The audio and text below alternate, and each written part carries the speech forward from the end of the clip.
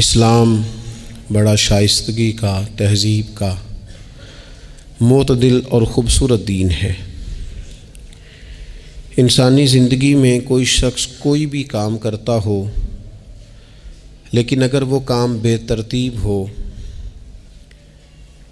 بے ڈھنگ ہو، غیر منظم ہو، تو اس کام کا سارا حسن ضائع ہو جاتا ہے۔ اسلام یہ چاہتا ہے کہ ہر کام ترتیب سے کیا جائے، مرتب کر کے کیا جائے، منظم انداز سے کیا جائے۔ انسان اپنی زندگی میں عبادت سے لے کر تجارت تک اپنی زندگی کے ہر شعبے میں نظم و ضبط کا مظاہرہ کرے۔ اگر چیزیں نظم و ضبط سے ہٹ جاتی ہیں، قاعدے سے ہٹ جاتی ہیں، تو کوئی بھی کام ہونے کے باوجود بھی لطف نہیں دیتا، فائدہ مند نہیں ہوتا۔ ہم یہ دیکھتے ہیں کہ مسلمانوں نے بہت ساری چیزوں کو بے ترتیب کر لیا ہے۔ ہماری زندگیوں میں ہر چیز ہے، نظم و ضبط نہیں ہے، وقت کی پابندی نہیں ہے، وقت کی قدر نہیں ہے۔ روزمرہ کے معاملات کے اندر ہم اپنے معاملات کو ترتیب سے نہیں چلاتے۔ کبھی کوئی کام کرتے ہیں تو اسے کیے ہی جاتے ہیں، اعتدال سے ہٹ جاتے ہیں، اور پھر اسی کام کو اس طرح چھوڑ دیتے ہیں کہ جیسے کبھی کوئی لینا دینا ہی نہیں تھا۔ اس سے انسان ایک بھرپور زندگی نہیں گزار سکتا، وہ وقتی اور جذباتی فیصلوں کا قائل ہو جاتا ہے۔ اس کی زندگی کے اندر ہر چیز ایک مخصوص وقت کے لیے اور ایک مخصوص ٹائم کے لیے آتی ہے، اور ایک مخصوص ٹائم کے لیے وہ چیز وہاں سے رخصت ہو جاتی ہے۔ اس میں کوئی شک نہیں کہ ہم انسان ہیں، ہمارے اندر کمزوریاں ہیں، باوجود کوشش کے بڑی جگہوں پہ غلطیاں، سستیاں، کمزوریاں رہ جاتی ہیں۔ لیکن کچھ لوگ اپنے ذہن سے کوئی منصوبہ بندی کرنا ہی نہیں چاہتے۔ ہو جائے گا، اللہ کرم کرے گا، اللہ بڑا مہربان ہے۔ بھئی یہ ساری باتیں ٹھیک ہیں، لیکن اسی کریم رب نے کہا ہے صبح اٹھو، اسی کریم رب نے کہا ہے کہ وقت پر نیند پوری کرو، اسی کریم رب نے کہا ہے کہ ان الصلاۃ کانت علی المؤمنین کتابا موقوتا، فرمایا بے شک نماز مسلمانوں پر مقررہ وقت پر فرض ہے۔ اسے اپنی ترتیب سے، وقت کے حساب سے تم نے ادا کرنا ہے۔ یہ نہیں ہو سکتا کہ تم کہو جی میری آنکھ 9 بجے کھلتی ہے تو میں فجر 9 بجے پڑھوں گا، اس کا ٹائم 6 بجے ہے تو تمہیں 6 بجے ہی فجر پڑھنی پڑے گی۔ اپنے مقررہ وقت پر چیزیں جب تک نہیں رہیں گی تب تک رضا الہی کا حصول بھی ممکن نہیں ہوتا۔ ہم چونکہ غیر منظم زندگی گزارتے ہیں، بے ترتیب زندگی گزارتے ہیں، تو اس لیے بہت سارے کام جو کرنے کی ہم پوزیشن میں بھی ہوتے ہیں وہ کام بھی ہم سے ہو نہیں پاتے۔ ایک تو بہت سارا مسئلہ لوگوں کا یہ ہے کہ کل کر لیں گے، انشاءاللہ ہو جائے گا، آپ دعا کریں ہو جائے گا، آپ فکر نہ کریں ہو جائے گا۔ اس کا معنی کوئی نہیں نا، اس کا مطلب کوئی نہیں۔ آپ کیا کہہ رہے ہیں؟ آپ کہیں میں نے شروع کر دیا ہے، اب دعا کریں۔ آپ یہ کہیں کہ میں نے پوری کوششیں لگا دی ہیں، آپ اچھی امید رکھیں اللہ سے، لیکن آپ سٹارٹ ہی نہیں کر رہے اور آپ کہہ رہے ہیں دعا کریں۔ یہ کیسے ہوگا؟ جب تک نظم و ضبط کا، آداب کا، حدود کا، قاعدے قانون کا پورا خیال ہی نہ رکھا جائے۔ حضرت سید فیض الحسن شاہ صاحب رحمۃ اللہ تعالیٰ علیہ فرماتے ہیں کہ ایک خاتون بڑی عجلت پسند تھی، جلد باز تھی، تو اس کا شوہر اس کی چیزوں سے بڑا پریشان تھا، جلدی میں آدھا کام کرتی تھی، آدھا کام خراب کر دیتی تھی، تو اکثر آ کے کہتی تھی دعا کریں بڑا مارتا ہے۔ اگرچہ اس کا مارنا پھر بھی درست نہیں تھا، لیکن وہ دیہاتوں میں آپ کو پتہ ہے نا، بعض لوگ بڑی جہالت کا مظاہرہ کرتے ہیں، اس قدر زیادہ شدت کے ساتھ تکلیف دیتے ہیں کہ جو بالکل نازیبا ہو جاتی ہے۔ ایک دن اس نے آ کے کہا کہ پیر صاحب کوئی سمجھاؤ، بڑا ماردا ہے۔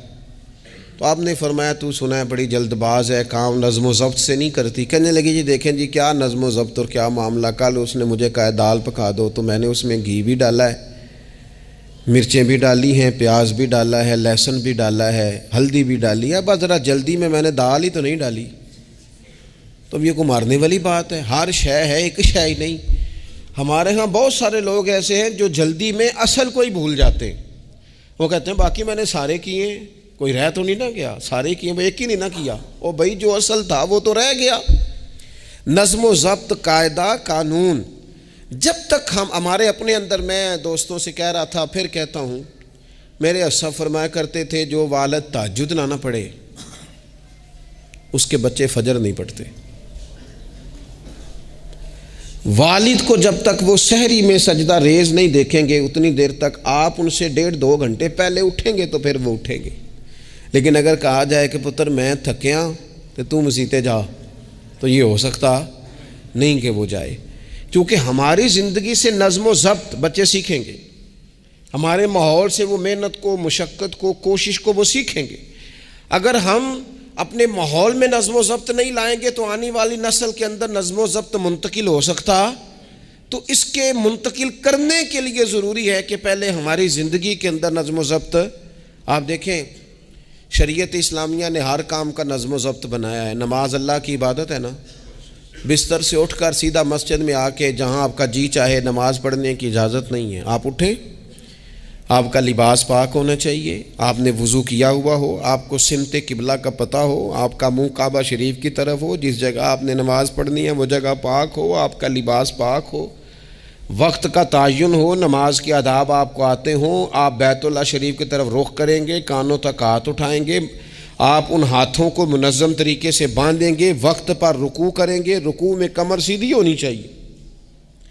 آپ رکوع سے اٹھیں گے تو ایسے نہیں کہ کوئی بات نہیں اللہ قبول کر لے گا، جب تک آپ کی کمر پوری ٹھیک نہیں ہوتی رکوع سے اٹھتے وقت آپ کی نماز مکمل نہیں ہوتی۔ آپ سجدے میں جائیں گے تو پیشانی جمنی چاہیے، ناک جمنی چاہیے، آپ کے پاؤں کی انگلیاں زمین پر لگنی چاہیے۔ آپ جب تک پوری ترتیب سے نماز نہیں پڑھتے، رب کی عبادت ہے نا، کریم بھی بڑا ہے نا، مہربان بھی بڑا ہے نا، غفور بھی بڑا ہے، لیکن اگر مرتب طریقے سے نہ پڑھو تو وہ تو نماز قبول نہیں کرتا۔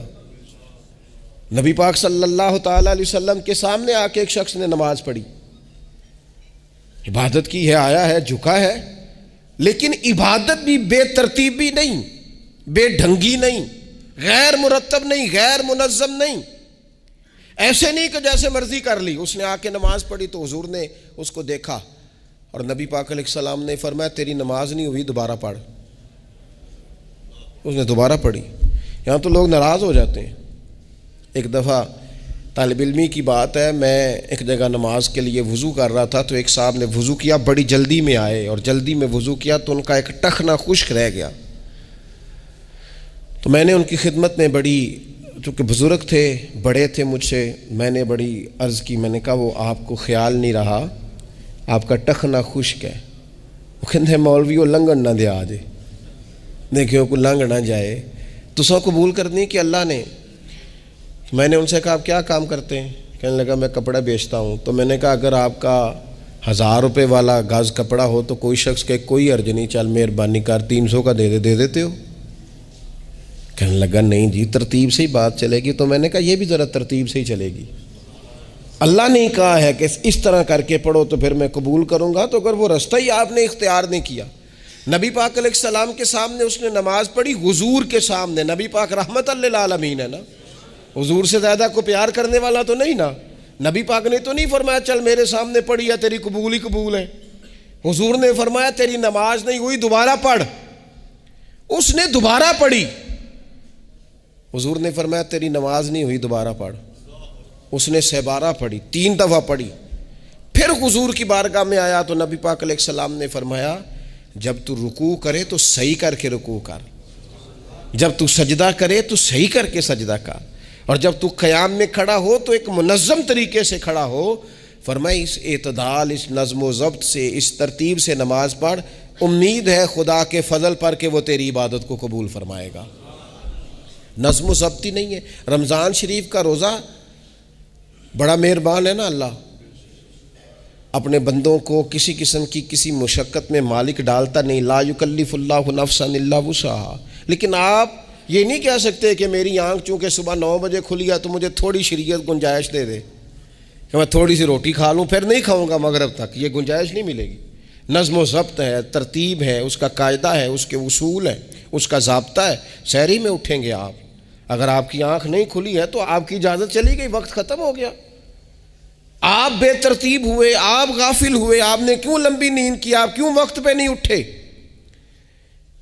زکوٰۃ ہے، آپ کو ٹائم دیا گیا ہے کہ اضافی رقم آپ کے پاس ہو، آپ کے اخراجات سے زیادہ ہو، کس منظم طریقے سے زکوٰۃ فرض کی گئی ہے، اور یہ وہ نظم و ضبط ہے جس سے بندے کو تکلیف نہیں ہوتی. یعنی آپ کی ضروریات سے زیادہ مال ہو، اس مال کی قیمت 7.5 تولے سونے کے برابر یا 52.5 تولے چاندی تک پہنچ جائے، پھر وہ کل پہنچی ہے تو آج زکوٰۃ فرض نہیں، اس پر سال گزر جائے، پھر بھی وہ سارا نہیں دینا، اس میں سے 2.5% دینا. نظم و ضبط سے اللہ تعالیٰ نے توفیق دی نا جب بیت اللہ شریف کا حج کرنے کی.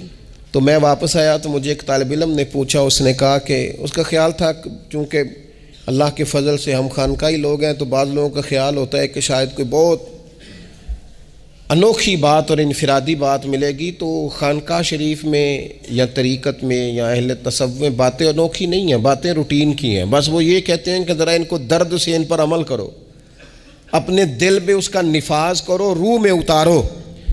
تو مجھے کہنے لگے آپ نے الحمدللہ حج کر لیا. تو میں نے کہا میں نے حج کیا ہے تو میں نے یہ رزلٹ نکالا ہے کہ حج بندے کو نظم و ضبط سکھاتا ہے، مرتب کرتا ہے انسان کی زندگی کو. آپ کو 8 ذی الحج کی زور پڑھنی ہے، آپ کو ہر صورت میں مینا میں، آپ کو 9 کو ہر صورت زوال سے قبل عرفات میں، آپ کو زوال کا وقت میں وہاں پہنچنا چاہیے، آپ کو کچھ نہ کچھ ٹائم وہاں گزارنا ہے.